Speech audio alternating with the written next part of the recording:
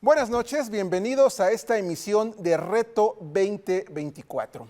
En este espacio, en este segmento donde analizamos la agenda política nacional. En otras palabras, colocamos a México en contexto. En esta ocasión abordaremos el tema de la aplicación, de la operatividad de la reforma judicial. Reforma que, como usted sabe, ya fue aprobada, ya fue promulgada. Y entre sus puntos más relevantes está el que jueces, magistrados y ministros de la Suprema Corte de Justicia de la Nación serán designados mediante el voto popular. Reforma que también, a la fecha, sigue generando controversia. Hay amparos, recursos jurídicos que se han presentado, obvio, por sectores de la población que dicen ver afectados sus derechos. Sin embargo, la reforma ya está en marcha y de eso hablaremos hoy, de la operatividad y de la aplicación de la reforma judicial. Y para eso, hoy, aquí en el estudio, nos acompaña la senadora por el Estado de México, Mariela Gutiérrez Escalante. Senadora, muchas gracias por acompañarnos. ¿Qué tal? Muy buenas noches, ¿cómo están? Al contrario, muchas gracias por invitarnos a dirigirnos a los mexiquenses y al pueblo de México. Gracias, senadora. Pues vamos a iniciar, pero antes vamos a ver una cápsula que nuestro equipo de producción preparó para introducirnos en el tema. La reforma constitucional se va a explicar por qué no tiene ningún problema. Hace unos días, la presidenta de México, Claudia Sheinbaum Pardo, anunció el envío de dos iniciativas para reformar la Ley General de Instituciones y Procedimientos Electorales y la Ley General de Medios de Impugnación en materia electoral. Con ello, avanza la reforma judicial. La elección de cargos del Poder Judicial será el primer domingo de junio del 2025 y estará a cargo del Instituto Nacional Electoral y los organismos públicos locales. El calendario de las etapas del proceso de elección es el siguiente. El 16 de octubre, el Senado emitirá la convocatoria general para los poderes. El 31 de octubre, se instalarán los comités de evaluación. El 4 de noviembre está prevista la publicación de convocatorias para la ciudadanía. La inscripción de los aspirantes tendrá lugar el 24 de noviembre. El 15 de diciembre, los comités verificarán requisitos de elegibilidad. Para el 31 de enero del 2025, los comités realizarán entrevistas y seleccionarán finalistas idóneos. El 4 de febrero de 2025, los poderes determinarán conformidad de finalistas y devuelven a comités. Un día después, el 5 de febrero de 2025, los comités insaculan, depuran listados y devuelven a poderes. El 7 de febrero, los poderes aprobarán listados depurados y los remitirán al Senado. Y el 12 de febrero, el Senado integra, revisa y remite listados al Instituto Nacional Electoral. Se encuentra derogado. Consecuentemente, no es necesario hacer ningún ajuste y la reforma... Pues ya regresamos, como veíamos en la cápsula, es una reforma histórica, es una reforma inédita. Y hoy vamos a hablar precisamente de la operatividad, de la aplicación de esta reforma judicial. Pero comencemos o coloquemos como punto de partida de este análisis, senadora, el momento en el cual se aprobó en el Senado de la República la reforma judicial. Hay que decirlo, Morena y sus aliados no contaban con la mayoría calificada, faltaba un voto y finalmente ese voto se los da el senador Miguel Ángel Yunes Márquez. Es con todo lo que se ha comentado, el pasado de la familia Yunes. Este hecho, en cierta forma, no metió ruido, no provocó ruido en esa aprobación de la reforma judicial. Pues no, mira, es un simple número. Yo creo que los números están muy claros. A partir del 2 de junio, el pueblo de México expresó, en su mayoría. Y bienvenidos todos aquellos que simpaticen con este proyecto, el proyecto de la nación, el proyecto en donde la prioridad es el país, es México. Es México y bueno, faltaba uno y ese uno pues proviene de un estado muy importante que es Veracruz y es su representante y si hoy coincide con esta reforma, pues bienvenido. Y que incluso ya está integrado, entiendo, o se está integrando a la bancada de Morena. Va a votar las siguientes reformas, incluidas las del Plan C, con la bancada de Morena. Así es, ya se integró en la bancada de Morena, incluso ya votó por la Guardia Nacional, por la reforma a la Guardia Nacional también.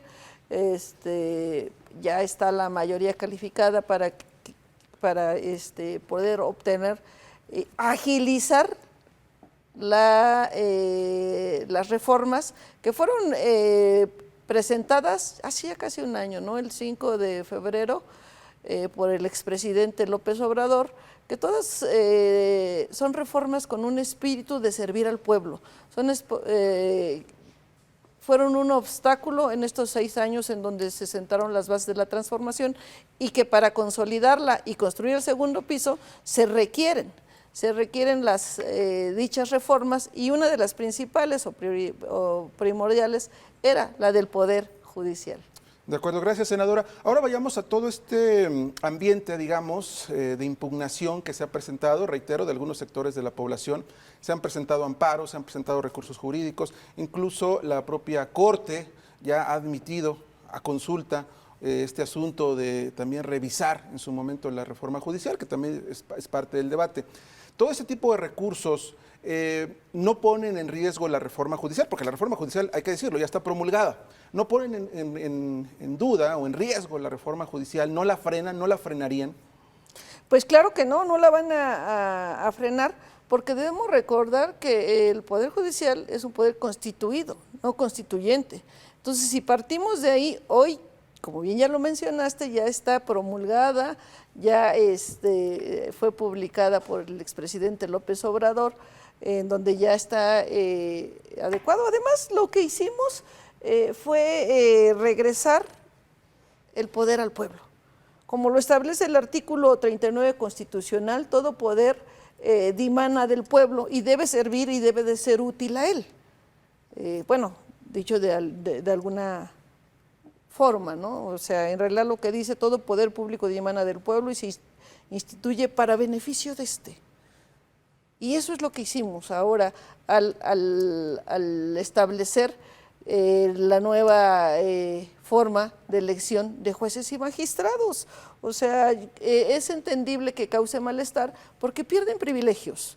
Y al perder sus privilegios, tienen y estar sujetos, como nosotros que fuimos electos, uno de los 3 poderes, todos estamos sujetos a la elección del pueblo. ¿Por qué no podrían estar ellos? ¿O cuál es el miedo? ¿Cuál es el temor? Hablan de autoritarismo. ¿No es más autoritarismo lo que hoy están haciendo ellos? Usted menciona el tema de los privilegios. No sé si podemos recordarlos, ha mencionado mucho. ¿Cuáles serían esos privilegios que ven perdidos? Pues primero que ahora van a estar sujetos al igual que de elección a un tribunal, ¿no? Es decir, a la revocación del mandato, a su revocación, a su propia revocación, no del mandato, pero y que tendrán la obligación de servir, de ser, recordemos que la justicia hoy en México ni es pronta, ni es expedita, y mucho menos es gratuita. Lamentablemente se creó con ese espíritu, porque así lo establece nuestra Carta Magna, en su artículo 39, pero se ha ido perdiendo en estos 100 años, se ha ido perdiendo los verdaderos objetivos y se olvidaron de servirle al pueblo. Y entonces ahora el espíritu de esta reforma es regresarle el poder y que quedan sujetos a ser útiles a los ciudadanos. Necesitamos, yo misma como ciudadana mexicana, pues a veces le tenemos más miedo a los jueces que confianza, ¿no? Y lo vemos en la ineficiencia de todos aquellos que están sin una sentencia, y máxime las mujeres, de los que están recluidos no les dan salida, y esto es lo que establece, es otra de las cosas que va a ganar quienes por desgracia caen o cometen un ilícito, que van a tener un juicio ágil y rápido. Una justicia más pronta y expedita. Que eso es lo que queremos, así es. Entrando ya, después de la aprobación, después de la promulgación, ¿qué sigue para esta reforma judicial? Sin entrar en tecnicismos, simplemente, ¿cuáles serían los siguientes pasos para que igual la propia audiencia tenga claro cuál es ese proceso que sigue? Porque es un proceso largo. Tenemos ya que ya se están trabajando en comisiones, en las comisiones la publicación de la convocatoria, porque en realidad quien va a establecer las reglas somos nosotros y quien la va a organizar, bueno, es el Senado en pleno, va a establecer las reglas, la convocatoria y cómo va a ser la selección, que ya está muy claro, ¿no? Nos fue explicado por diversos constitucionalistas, nos dieron diferentes capacitaciones, explicaciones, porque nos tendrían que haber explicado para poder, no es un cheque en blanco, vamos, nos dieron toda una explicación del por qué, cómo, y por eso la votamos, ¿por qué? Porque el espíritu que buscamos es recuperar, democratizar ese otro poder que estaba muy confiado de su situación y no le servía al pueblo. Entonces, hacia allá orientamos. Ahora nosotros, como Cámara de Senadores, están preparando ya la convocatoria en donde establecerá las reglas de selección de los 9 magistrados, porque ahora van a ser 9. Ministros, perdón, de los 9 ministros que se van a elegir en junio por voto. Se van a hacer por 6,54, entonces es decir, 6 más, son 54 los que van a elegir para ser ministros. De acuerdo. 6 candidatos me refiero, que se van a seleccionar una vez establecidas las reglas en la convocatoria que va a mandar el Senado al INE. De acuerdo. Otro aspecto importante en este proceso de la elección de los jueces, magistrados y ministros, es obviamente que va a ser por voto popular al final del día, de los seleccionados. Precisamente ahí, ¿cómo evitar, en determinado momento colocar candados, blindar precisamente la reforma judicial para que los partidos políticos u otros intereses no participen en esa elección de manera velada? Pues mira, sabemos que se van a inscribir miles y tendremos que tener la sensatez y va a ser mucho trabajo, pero para eso nos pagan, va a ser mucha labor la que tendremos que hacer desde el Senado, porque además se van a seleccionar 2 por los diferentes poderes, 2 candidatos para cada uno de los 2 candidatos por los diferentes, por eso te decía yo que son 6 entonces candidatos para cada uno de los puestos y de ahí el que gane pues va a ser quien quede definido, el que elija el pueblo de México. De acuerdo. Ahí insistirle un poco, algún tipo de candado que se estuviera previendo, algún tipo de dique precisamente para evitar esa participación irregular o participación no adecuada de algún otro interés político. Es eso precisamente lo que están estableciendo en la convocatoria y a la hora de la selección se tendrá que hacer un análisis exhaustivo por parte de la comisión para identificar todos esos cuadros o personas que se nos quisieran colar, pero yo creo que esto es beneficio para el pueblo. Hoy cualquiera puede inscribirse, será seleccionado de acuerdo a sus cartas credenciales y se hará un análisis con todo los elementos que tienen a su alcance, que tenemos al alcance desde el Senado, que tiene a su alcance desde la Presidencia de la República, para seleccionar a los mejores y que sean ellos quienes vayan a la elección.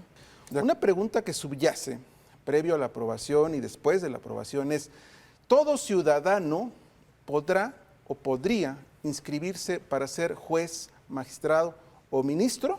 Claro, cumpliendo los requisitos básicos, pero ¿todo ciudadano o ciudadana lo podrá hacer?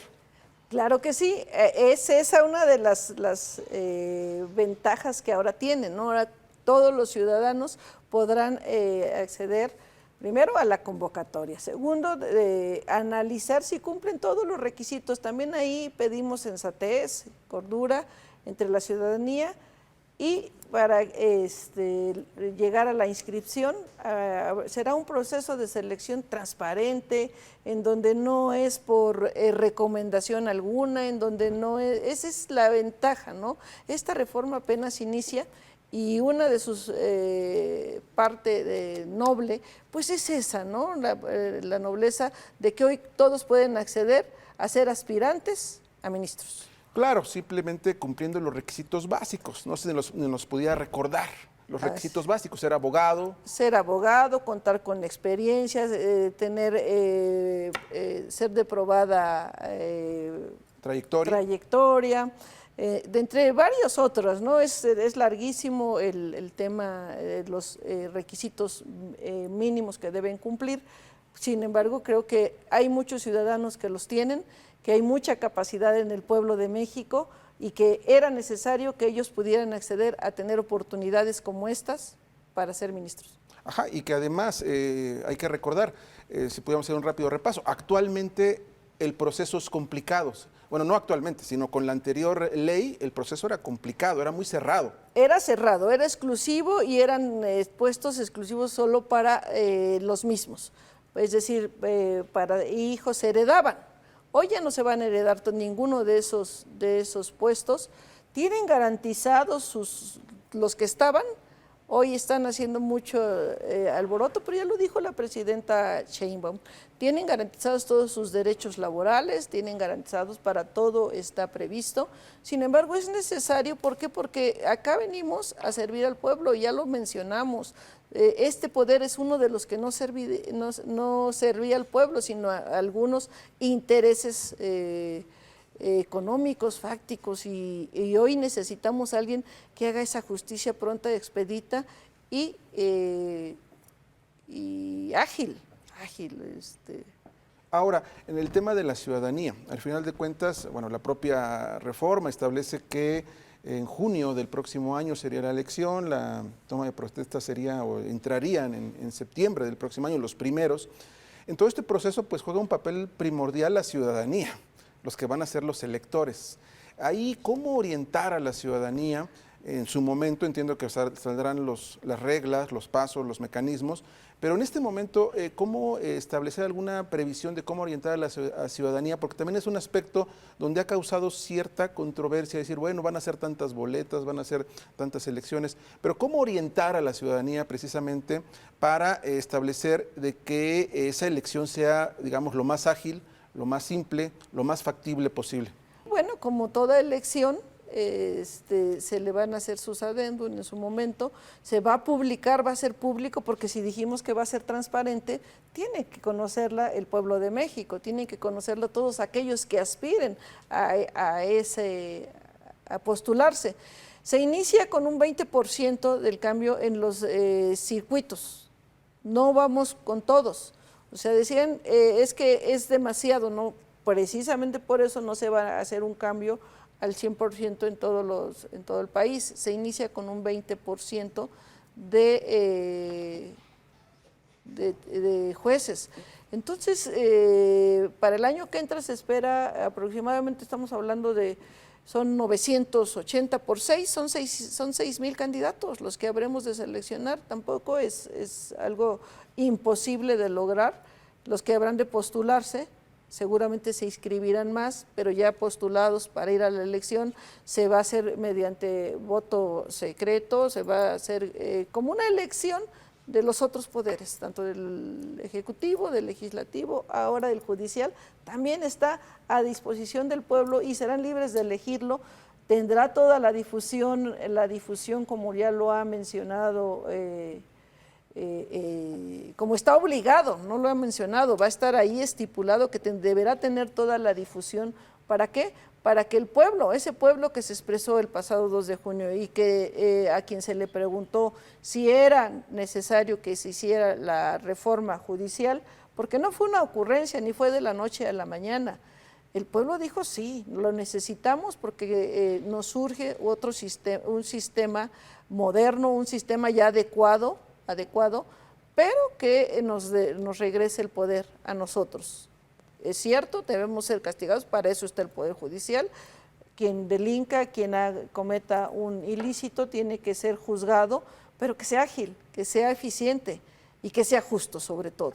Y hacia allá nos encaminamos a hacer un modelo diferente y seguro estoy que puede funcionar, que va a funcionar, por eso lo aprobamos de manera contundente, porque era necesario, teníamos que adecuarnos a los tiempos que vivimos.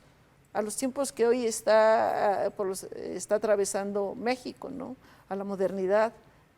De acuerdo. Y hay que precisar, el tema es, el Senado hace la selección de esa primera, vamos a decir, primera inscripción de aspirantes y posteriormente pasa al INE, quien es el INE el que va a hacer todo el proceso de elección. Habrá que también tener ahí las herramientas, es obviamente otro ámbito, pero el INE tendría que tener todas las herramientas para esa elección. Claro. Adelante. Claro, el INE tiene todas las herramientas, por eso precisamente es él quien va a conducir el proceso ya de elección, porque además es el instituto que lo hace en los otros poderes. Por eso considero que además eso garantiza la imparcialidad. O sea, todo solo sin los representantes de partidos. Ahora solo van a ser los consejeros quienes terminen de pulir y asentar cómo se va a hacer la selección.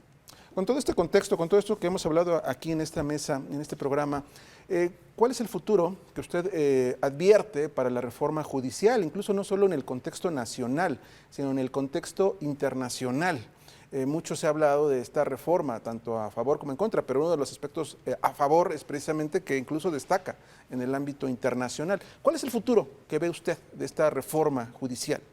Pues tiene todo el futuro, esto está iniciando, o sea, vamos a hacer un modelo diferente, vamos a demostrar de lo que somos capaces los mexicanos si nos unimos y sobre todo si escuchamos al pueblo, a ese pueblo que está ávido de justicia, ávido de un gobierno que le sirva a él, que le sirva al pueblo, y decirles que estén tranquilos, ya lo dice la presidenta, la doctora Sheinbaum, miren, no es autoritarismo, para mí era más fácil cambiar a los ministros y proponer 2, y ya con eso tenía yo mayoría. Ya tenía mayoría para el año que entra, ¿eh? Si no se hubiese aprobado, entonces nosotros la presidenta de la República hoy tendría la facultad de proponer 2 ministros que ya salen, y con eso obtenía la mayoría en automático. Pero aquí lo que se trata es de caminar en el futuro hacia la democratización del Poder Judicial también, porque así el compromiso será con y para el pueblo. Entonces, estamos siendo congruentes, está siendo congruente la presidenta de la República, México está transitando hacia un futuro diferente, a ese futuro que anhelamos los mexicanos, a ese futuro de justicia y paz. Ha mencionado un punto importante, el asunto de la democratización del Poder Judicial. Me parece que eso es el tema o la clave, o una de las claves de esta reforma, el tema de que aún no se toma mucha conciencia, sobre todo sobre los de quienes se oponen, de la necesidad de democratizar un poder judicial que antes se pensaba intocable. No sé si coincide en esto. Claro que sí, pues es que ellos se sienten agredidos, se sienten, ¿por qué? Porque se acaban los privilegios, se le acaban los privilegios en donde la justicia solo era para el que tenía más dinero. Hoy tendrá que ser sin distingo para todos. Sin distingo y apegarse estrictamente a lo que establece. Si recordemos que las leyes no están mal hechas, el problema es cómo le buscan, cómo encuentran esa salida, cómo encuentran esa ventana de oportunidad para la corrupción, para el abuso, para los excesos. Con esta reforma, hoy garantizamos esa democratización, esos derechos a los ciudadanos. Y sobre todo a las víctimas o a las personas afectadas por algún delito. Exactamente, a la víctima de algún delito se les garantiza que va a ser un poder con ese espíritu, con el espíritu de agilizar su proceso, de resolverles y siempre con estricto apego a la ley. Tampoco vamos a decirles que ahora todo va a ser color de rosa, no, yo creo que los mexicanos tenemos que regresar a como éramos antes, respetábamos, el respeto a las leyes, el respeto al derecho ajeno, el respeto entre nosotros mismos a transitar libremente por las calles. Es decir, ¿qué se busca? ¿Qué se busca? No regresar al pasado, sino ser respetuosos de ambas leyes. Incluso para eso estamos aquí, para eso protestamos, para cumplir y hacer cumplir la ley. ¿Por qué ellos no quieren hacerlo? ¿Por qué quieren ser nombrados por un grupo de interés particular? Es eso, nada más lo que se hizo. Hoy van a tener que protestar para cumplir y hacer cumplir la ley, al igual que los otros dos poderes. Eso es lo que se busca y con eso se sentirán comprometidos con el pueblo. Estoy segura que llegarán las mejores hombres, las mejores mujeres y hombres a esos cargos y que tendremos la capacidad de seleccionarlos, se tendrá la capacidad de seleccionar y que ese pueblo que se expresó el pasado 2 de junio, ahora se tendrá que expresar el próximo junio para elegir a sus jueces y magistrados. De acuerdo, pues ya nos adelanta un poco de las conclusiones, senadora, pero no sé si en un minuto que nos resta de programa pudiera comentarnos rápidamente las conclusiones que pudiéramos obtener de esta charla o el último mensaje que pudiera dirigirle a la audiencia. Pues decirles que estamos para atender sus demandas, que el espíritu y que su servidora Mariela Gutiérrez Escalante, senadora del pueblo mexiquense, pues está aprendiendo mucho, trabajando mucho en beneficio siempre de todos los mexiquenses y de todo el país, porque ahora como senadora de la República estamos para ello. Un saludo, un abrazo.